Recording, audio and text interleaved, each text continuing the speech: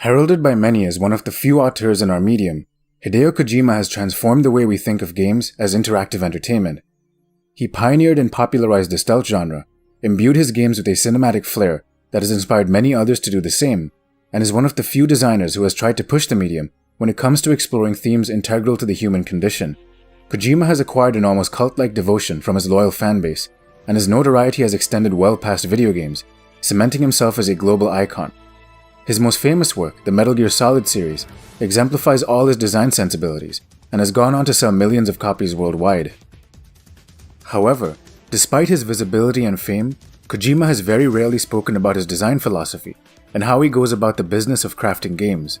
Being initially motivated by a desire to become either a filmmaker or author, his games stand out as uniquely expressive in how they blend mediums to craft experiences that are more than the sum of their parts. This background has given him a somewhat unique approach to designing games, where the medium of interactivity becomes a stage for artistic communication. Kojima also blends mechanics and themes in powerful ways and often uses the language of interactivity to criticize the medium itself, drawing parallels between his work and postmodern metafiction. To properly understand Kojima's ambitions as a designer, though, we need a firmer grasp of his inspirations, goals, and design philosophy when creating games. As we will explore, this enigmatic auteur's guiding principle of pushing past the impossible has a lot to contribute to our ongoing discussion about the future of game design. After completing Metal Gear Solid 4, seemingly ending the series, Kojima gave a talk at GDC 2009 where he explicitly outlined his design philosophy. Fundamentally, it is about making the impossible possible by discarding our preconceived notions of design and attempting to scale a so-called barrier of impossibility. This barrier represents any design goal you may have, and the way to overcome it is by using either the hardware, software, or design sensibilities you have at your disposal as tools to ascend this insurmountable peak. However, as we attempt to realize our ambitions, hardware constraints, software limitations, and inefficiencies in design can inhibit us from realizing our dreams. The trick, according to Kojima, is to work within these limitations, shifting our priorities and goals until we find an alternative way of scaling the barrier of impossibility. For example, when Kojima was tasked with creating a combat game for the MSX2, he realized that the limited number of sprites on screen would make it difficult to craft truly engaging gameplay, given you could only have a few enemies on screen at a time. Instead of an action game, he shifted it to one of avoidance, escape, and infiltration. The hardware limitation shifted the goalposts, and he conceived of a design program that could accommodate this.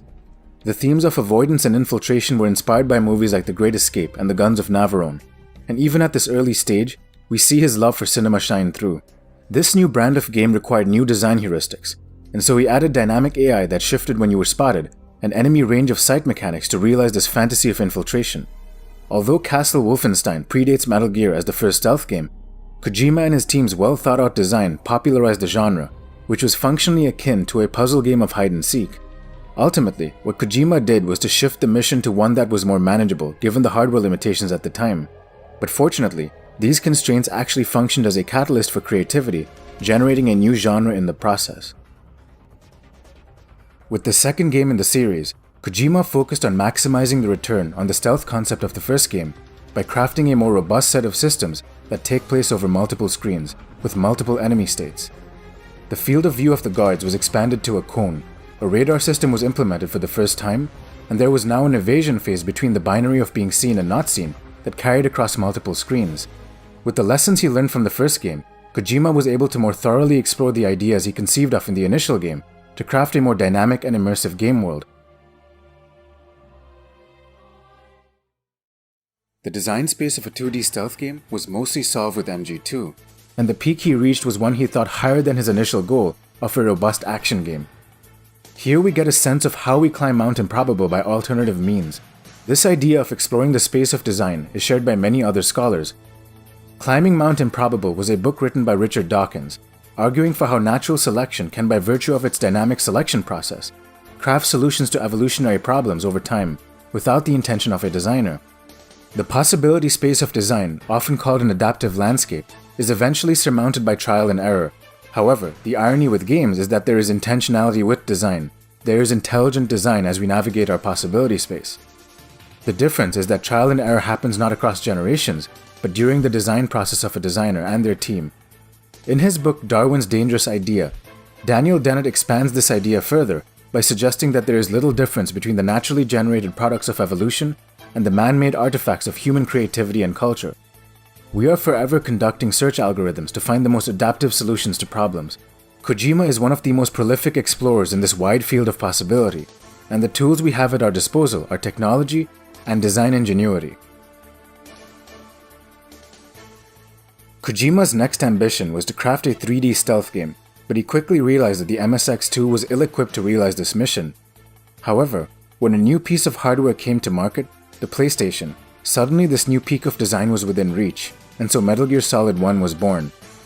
With a new dimension came new possibilities for crafting engaging gameplay, which he explored by examining what the implication of 3D design meant for stealth gameplay. Conceits like going into walls and ducts, dynamic camera angles, and a first-person view were suddenly made possible by this new dimension. Metal Gear Solid 1 was also the first game to feel truly cinematic, by incorporating cutscenes, pacing techniques, and more explicit homages to cinematic properties. Once again though, when it came to expanding the possibility space of design in the 3D realm, the PlayStation 1's hardware proved limited, and so Kojima awaited the arrival of a new piece of technology that was rumored to be unprecedented in pure computational power. However, when the PlayStation 2 released, it was far from what Kojima and many others had anticipated, and so, Kojima had to adjust accordingly. Initially driven by the idea of crafting a realistic game, Kojima shifted his priorities once more to that of a more immersive one. The goal with Metal Gear Solid 2 was to craft a more grounded sense of place, so there were higher fidelity graphics, shadows, weather effects, and interactive objects embedded in the world, all of which could be used in the gameplay as well. He used motion capture for the first time, and also added many more actions to the mechanical repertoire, whether hanging off ledges or holding up enemies. Everything in the game was devised with the intent of fully immersing players in the tanker or big shell environments. So with Metal Gear Solid 1, Kojima had to wait for new technology to realize his vision, whereas with Metal Gear Solid 2, he shifted his design priorities after realizing the hardware wasn't powerful enough to accommodate his prior vision. With Metal Gear Solid 3 though, Kojima created a new game engine on an existing hardware to realize a new design goal, crafting a natural environment. The idea for Metal Gear Solid 3 came from mapping out the possibility space of the series on a 2D axis, one axis designating open world versus closed games, and the other artificial or natural environments. MGS 1 and 2 were mostly varying degrees of man-made, and so with Metal Gear Solid 3, Kojima located a new area of possibility space to explore, a jungle environment. With this constraint in mind, Kojima came up with the survival mechanics of the game, where you have to consume flora and fauna to maintain your stamina. The game's natural environments would serve as the preliminary infiltration phase of a more standard Metal Gear game, as you make your way through dangerous natural environments on your way to an enemy base. Shifting to this brand of gameplay didn't come without its problems though, amongst them being a now antiquated camera system and a less fluid frame rate. Regardless, Metal Gear Solid 3 was still a technical achievement and quite a departure from previous games. Kojima thought he was done with the Metal Gear series at this point, but fan demand for a conclusion to the drama brought him back once more for Metal Gear Solid 4. Again though, much like with Metal Gear Solid 2, he waited for a new console which he anticipated to be much more powerful than it actually was. His ambition was to craft the ultimate stealth experience, harnessing what he assumed to be the practically limitless power of the PlayStation 3. Again though, the reality was quite different, and so this ambition was thwarted in a way Kojima illustrates quite comically here.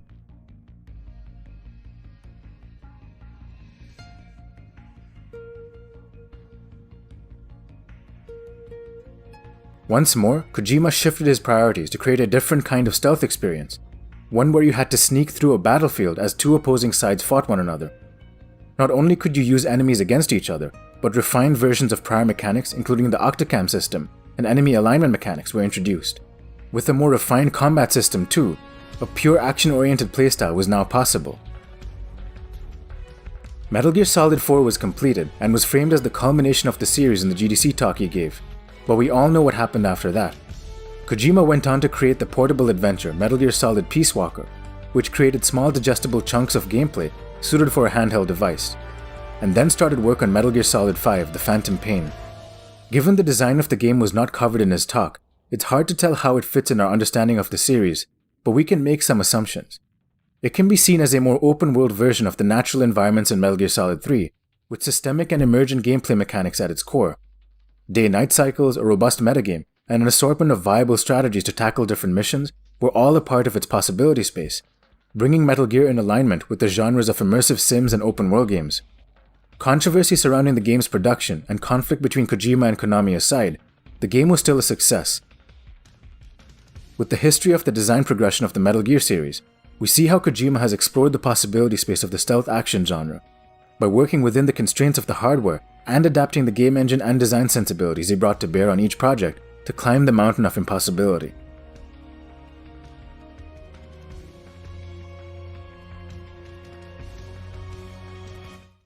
As exceptional as his expertise at crafting unique and engaging gameplay is, what makes Kojima's games as popular as they are the themes that they explore through their fiction.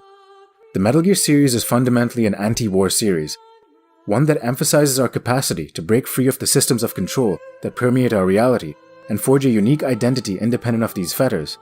The themes of the game are also intertwined with their mechanics, suggesting there is more to the possibility space Kojima was exploring than just its system. In a discussion he had at the Smithsonian Art Museum, Kojima reaffirmed his idea that games, although they contain art in them, cannot be considered art in the conventional sense, as they are interactive and beholden to user input to bring them to reality. However, he seems less interested in the question of legitimizing games as an art form than he is in using the medium to craft interactive versions of other experiences. On the subject of why his games have anti-war themes, he stresses how his parents lived through the horrors of the Second World War, an event that paralyzed the subconscious of the Japanese as a people and turned them away from warfare since. In any case, Kojima's artistic inspiration, historical background, and ambitions all come to bear in the Metal Gear Solid series.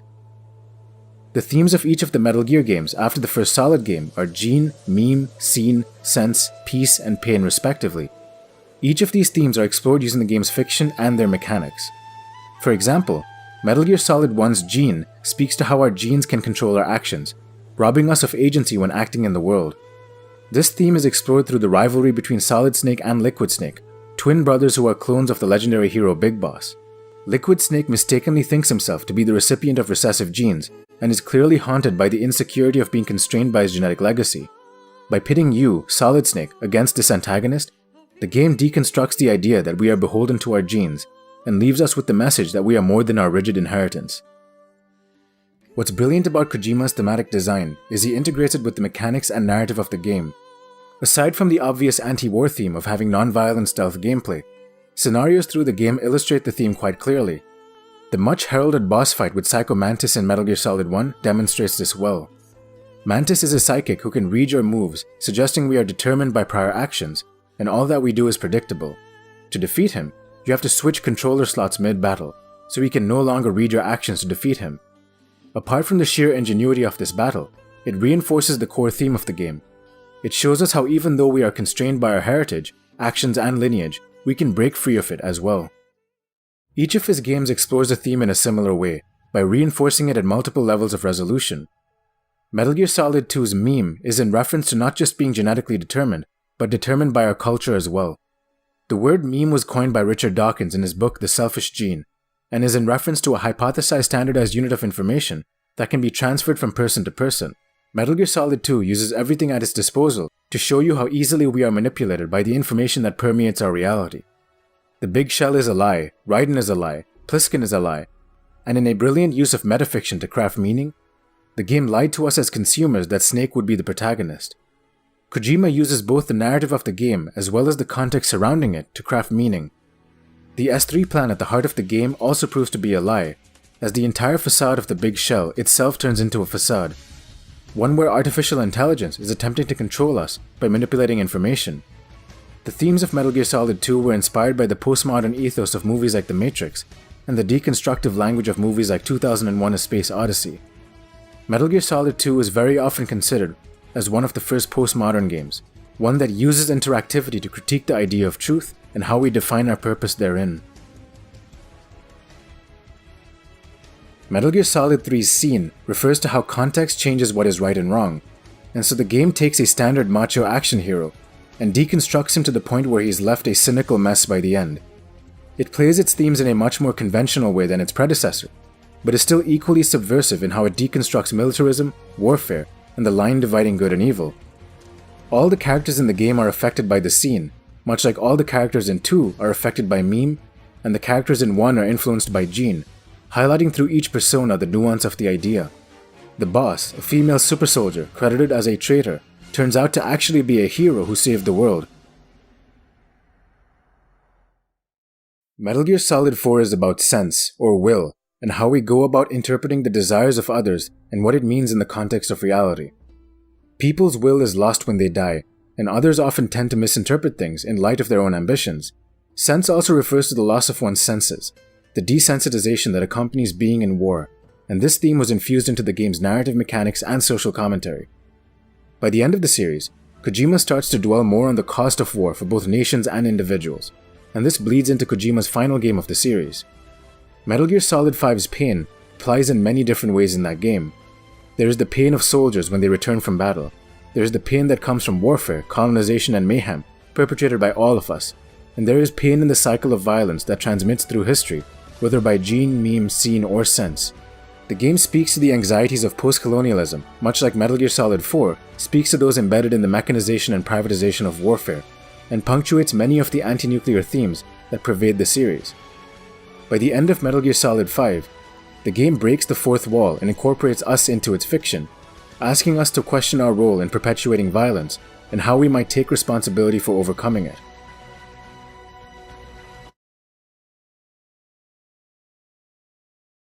When trying to understand the source of the themes of his games, one can only look to his inspirations as a designer. And in keeping with our understanding of Kojima's integrated approach to design, they seemingly come from other mediums. His cinematic influences include The Great Escape, The Guns of Navarone, The Matrix, Akira, James Bond, and Escape from New York, which expressed themselves in the espionage mechanics, the character design, and the overarching subversive plots of the game. Less well documented are some of Kojima's literary influences, including the postmodern metafiction of Kobo Abe and the anti-authoritarian writing of Yukio Mishima. In any case, my treatment of the themes in each of his games has been superficial and reductive, but my point is how the themes of each game drives much of its aesthetics, mechanics, and narrative. Kojima is clearly exploring a possibility space with each of his games, but unlike what he claimed in his GDC talk, it is one that extends well beyond the idea of a game as a mechanical object. Games are a medium for communicating ideas, and Kojima is one of the best exponents of this craft. Whether the mechanics or the themes of his games serve as the driving force of his design is less relevant than the fact that they are mutually reinforcing and intertwined, suggesting an integrated approach to design. This is much like how he conceptualized hardware, software, and design as collaborative mechanisms in the mission to transcend the impossible. Kojima's design ethos is ultimately integrated, interdisciplinary, and rooted in communicating ideas with exacting clarity, which is my sense of why his games are so enduring.